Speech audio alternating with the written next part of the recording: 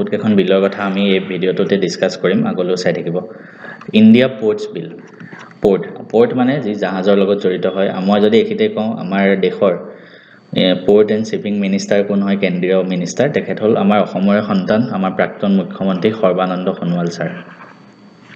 তো recently Indian ports বিল বুলি এটা ইন্ট্ৰোডিউস কৰা হৈছে লোকসভাত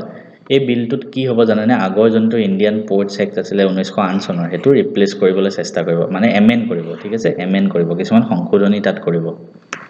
কি আছে মানে ইণ্ডিয়ান পোৰ্টছ বিলত কি আছে কক আমি চাও প্ৰথম কথা এপ্লিকেবিলিটি কোড এপ্লিকেবল হ'ব এটো এপ্লাই হ'ব গুটেই এক্সিস্টিং বা নিউ যিমান পোৰ্ট খুলিব গুটে বিলাকত navigable river vessel within port limit and aircraft using port water যিবিলাক এয়াৰক্ৰাফট পোৰ্ট ৱাটাৰ ইউজ কৰে হেখিনিত এবিলাক এপ্লিকেবল হ'ব ইয়াৰ আন্ডাৰত এটা এস্টাবলিশ কৰা হ'ব মেৰিটাইম ষ্টেট ডেভেলপমেন্ট কাউন্সিল কি হ'ব MSDC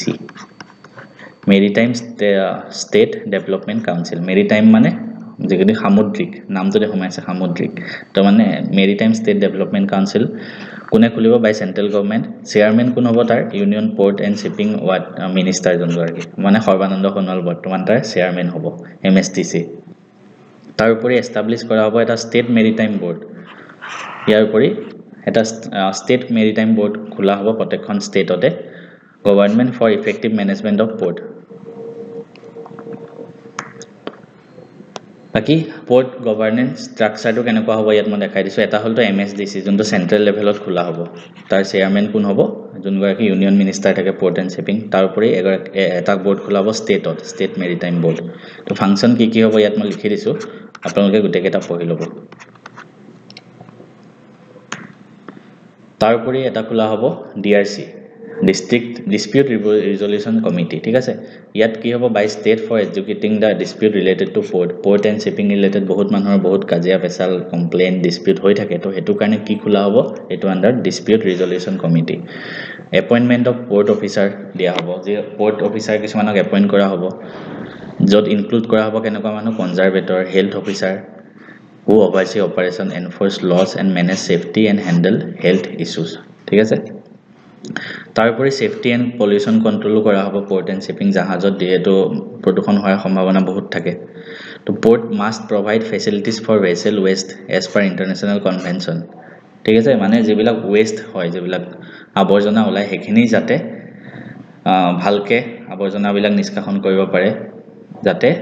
প্ৰদূষণ নহয় তো তাৰ কাৰণে সেফটি এন্ড পলিউশন কন্ট্ৰোলৰ ক্ষেত্ৰতো এই বিলখনৰ আধাৰত গুৰুত্ব দিয়া হ'ব APSC CSETৰ কাৰণে প্ৰিপাৰেচন কৰি আছে নেকি এই ভিডিঅ'টোত মই আপোনালোকক জনাম যে আমাৰ CSETৰ কোৰ্সটো যেটো লৈ আহিছে তাত কি থাকিব আৰু কেনেকৈ জয়েন কৰিব এই আমাৰ APSC CSETৰ কোৰ্সটোত আপোনালোকে লাভ কৰিব মেথছৰ 30টা চেপ্টাৰ বাই প্ৰায় 30টা ভিডিঅ'ত মই লেকচাৰ দিম গুটেকেটা ভিডিঅ'ত আপুনি গুটে মেথছৰ কোৰ্সটো খতম কৰিব পাৰিব মই নিজে মেথছত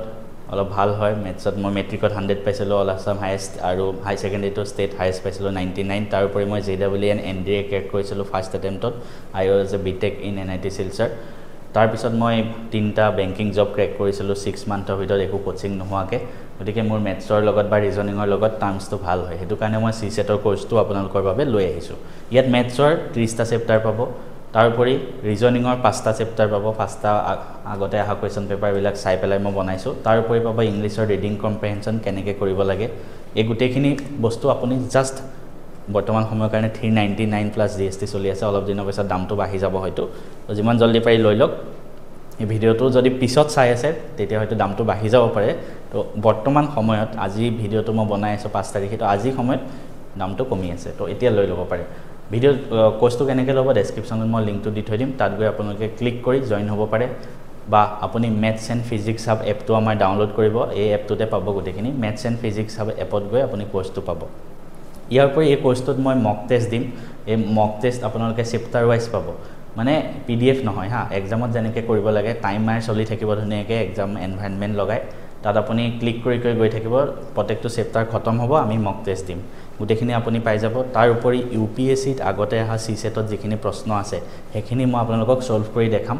কেনেকৈ পৰীক্ষাত কম সময়ত কৰিব লাগে শৰ্টকাট কি এপ্লাই কৰিব লাগে গুটেখিনি বস্তু আপোনালোকে পাই যাব